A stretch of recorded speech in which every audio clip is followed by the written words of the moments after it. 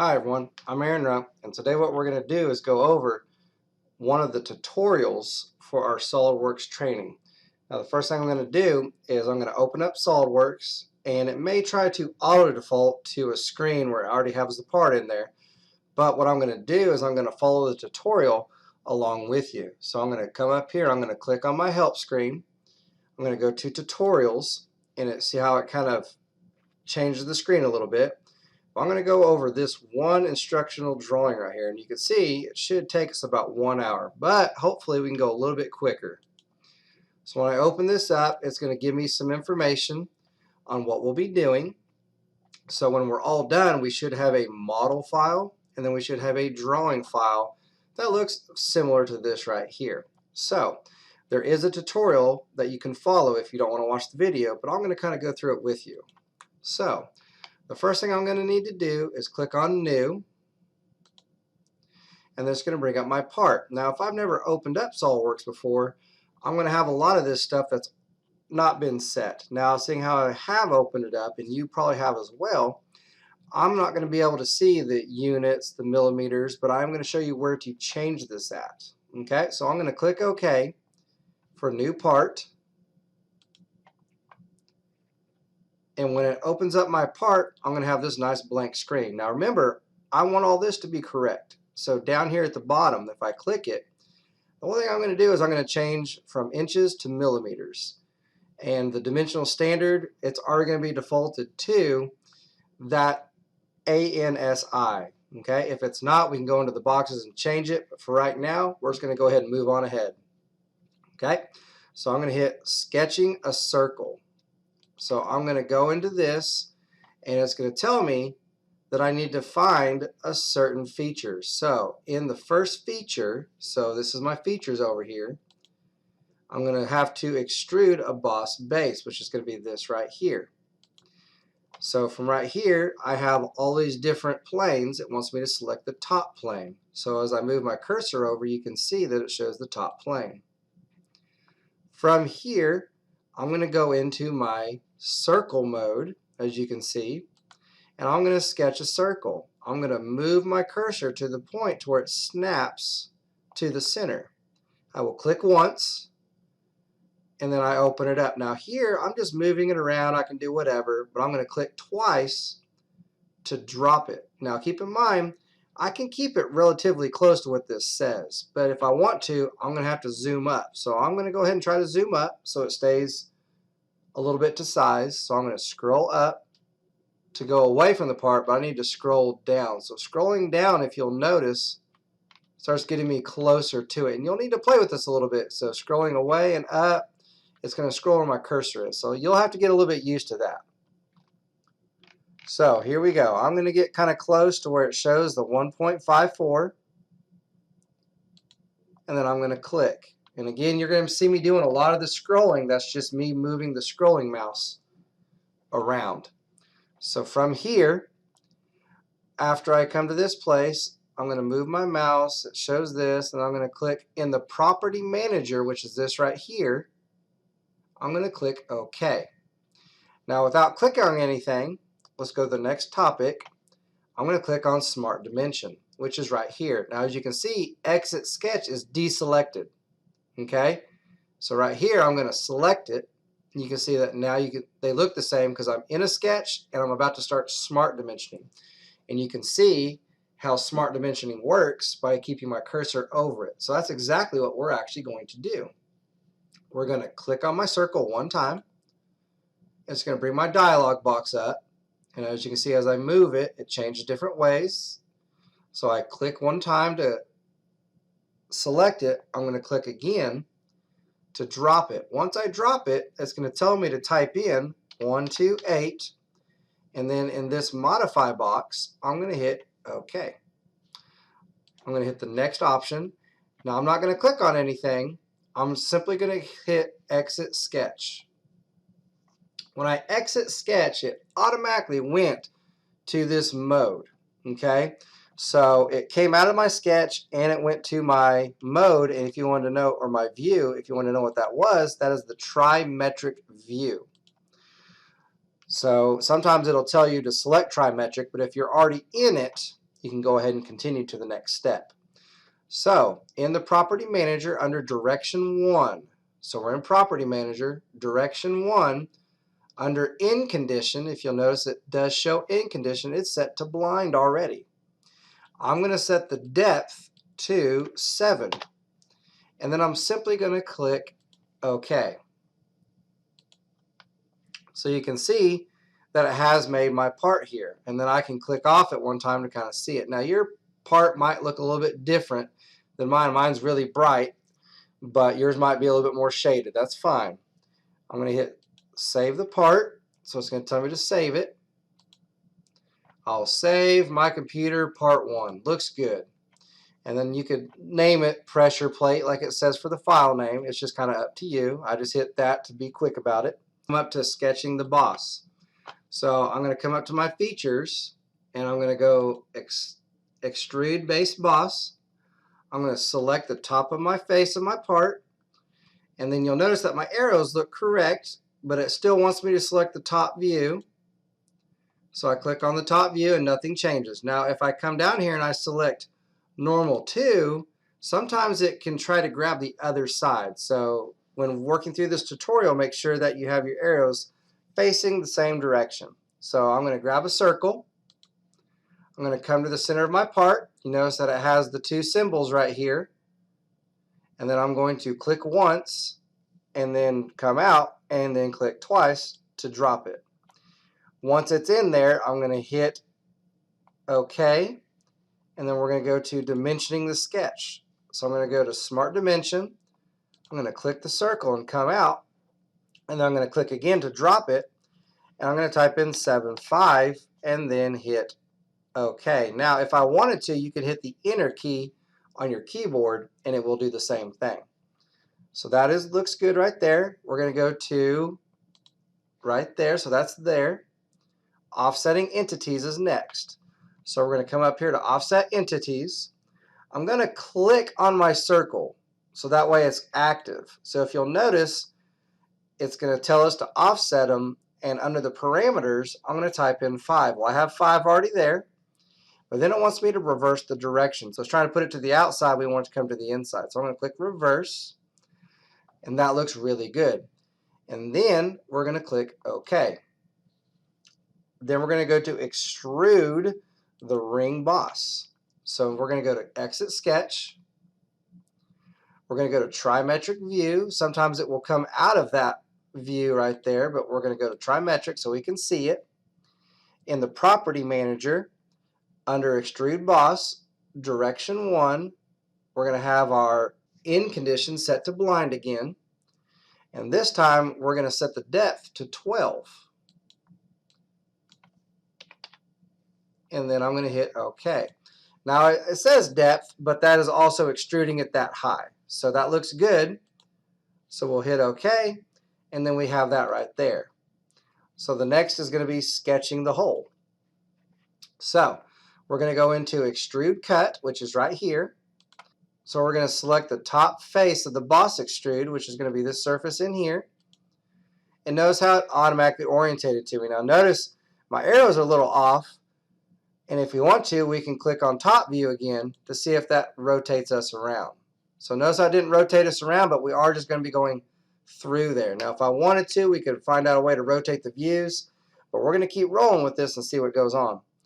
So right here, I'm going to go to select a sketch or a circle, and I'm going to do the same thing. We're going to click, we're going to come out to about 14, and I'm going to drop it. And then I'm going to hit OK. I'll come back here to Smart Dimension, click on Smart Dimension, click once to select it, click twice to drop it, and then I'm going to type in 25 and hit OK. So now we're going to go to create a hole. Check that mark right there. And then I'm going to go to exit sketch. So exit sketch, we're going to click trimetric. And then in the Property Manager, under Direction 1, we're going to click through all for the in condition. Through all. and it's going to go through everything. And then I'm going to click OK.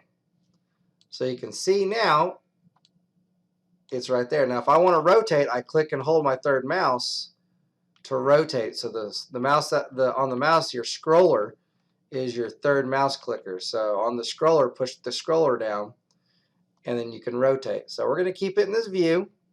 Now we're going to learn how to do some holes and add fillets. So this is where it gets a little interesting, so we want to make sure that we click at the right location. So let's go to Add Fillets. So I'm going to click on Fillet right here. It says go to trimetric, so I'll make sure I'm in the trimetric mode.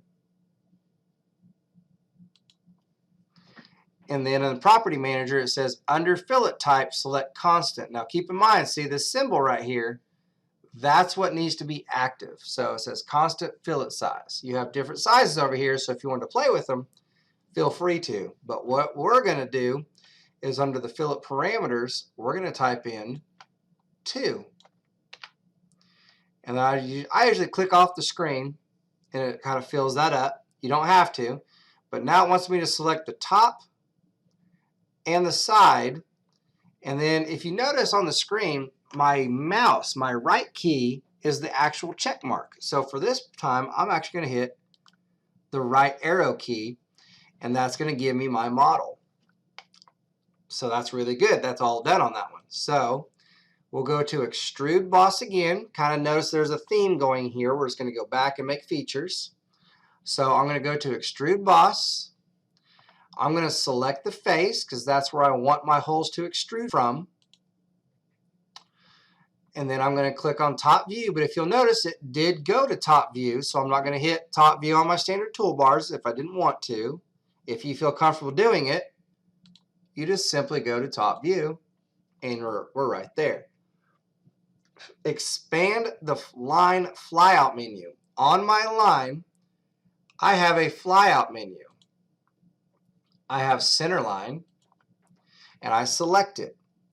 Now, as I move my pointer over to the center, it changes to that dotted line. Now, from here, I'm going to click, and I'm going to make a line up, and it says about 40 what? 5, 45, 48. And I'm going to click one more time. Now right here, it'll try to make more lines. So once I finish this line, I'm going to click Escape.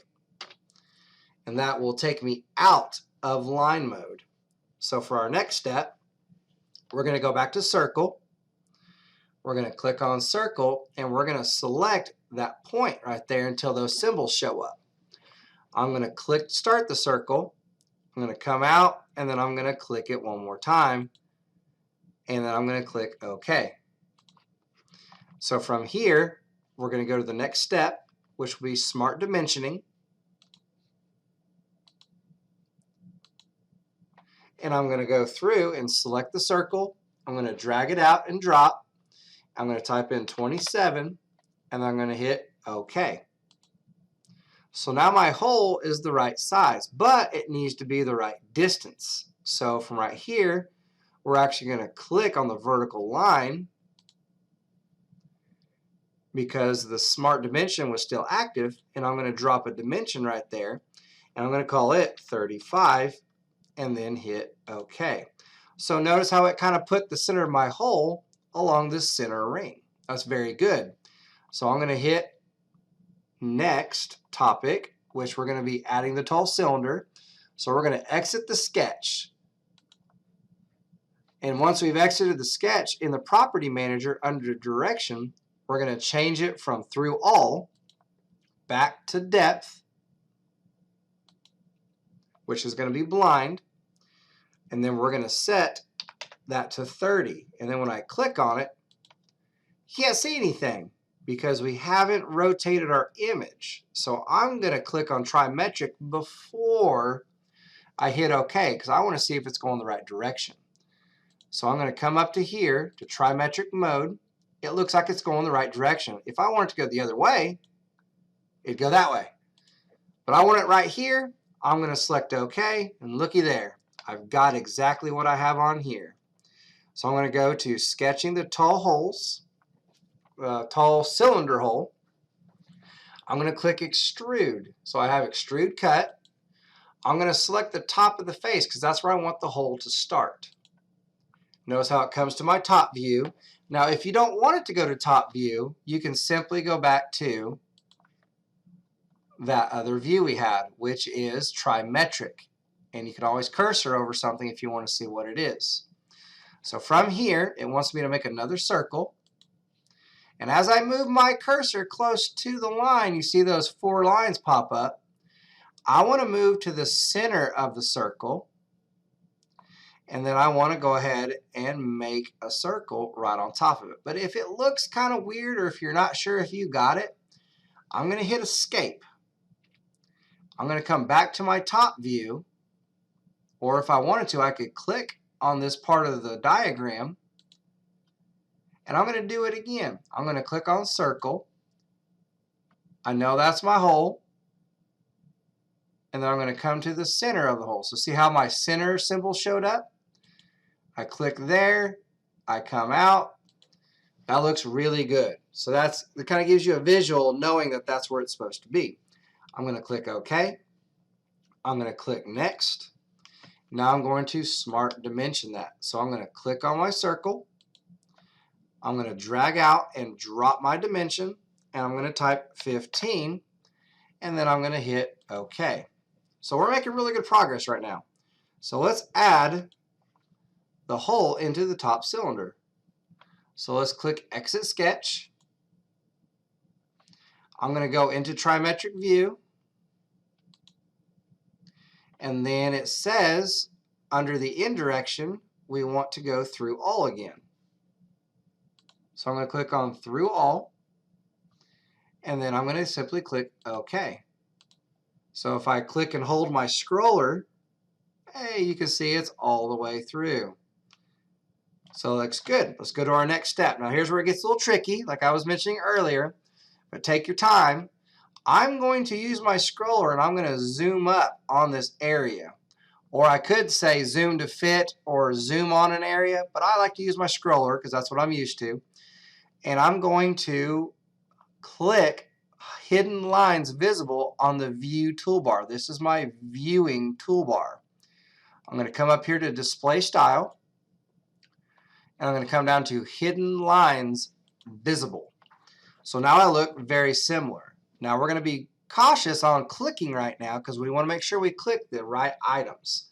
There should be 4 items that we select on our fillet. So I can click right here and it'll put me in fillet mode, but I like clicking over here because that's where it's going to be at. So I'm going to click on the top of the circle. That was easy. I'm going to click on this bottom circle. That was easy. Now the next 2 are going to be tricky. If I click on here, see how it grabbed the fillet all the way around that contour. Now it's kind of hard to get this one. You could rotate it and grab the same one, but this tutorial wants you to grab through the hidden line. So see how it did the same thing. And now I'm going to click OK.